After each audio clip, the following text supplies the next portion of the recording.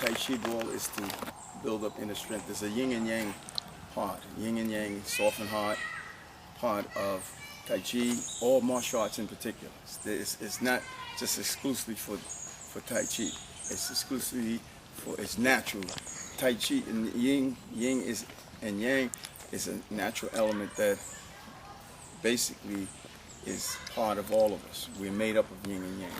So what we do is, with the Tai Chi Ball, it allows you to tap into it, to control it, and to execute it, to bring it about where now you'll be able to control what we call the force, or the current of power, the soft and hard part. So when I use this ball in these kind of fashion, the circle fashion, the pushing fashion, I'm using my natural muscles to develop and to register, exact force that I want to execute when I'm striking.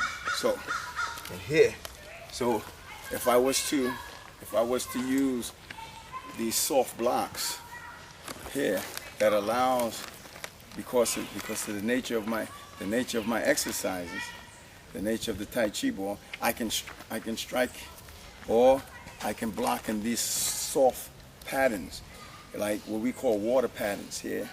I can strike, and the nature, it seems soft, but there's power behind this, because I've exercised the power behind using these type of soft movements. So if I was to strike you, because of the nature of my exercise, I was to use yang power. Yang power is more geared towards striking and causing internal damages. Yang power, which is hard, is basically geared towards, implying, or what we call it is when you strike with yang power, what you're doing is you're causing more damage to the outside of the human anatomy. So that would be, the bones and certain joints and so forth. But yang power is a soft power, which would cause more serious injury. It would cause injury that the person would experience from the inside. Yeah. So that's why I'm using these kind of exercise, so that, because every situation when you're striking doesn't always require brute force. Brute force has its limitation.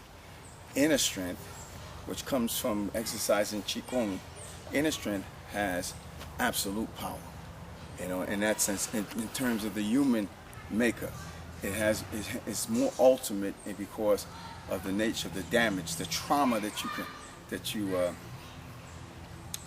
you apply and that the person can experience.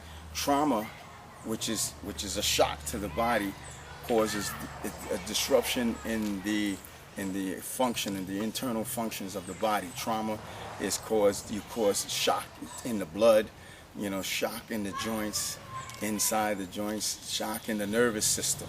And if you can cause that, a person is not able to function. You shut the person down. It's like pushing a button to a machine. You push the off button to the machine. The off button for the human body is those internal organs, those vital organs. So you want to disrupt that, So that's why we use these exercises here. Press the red button.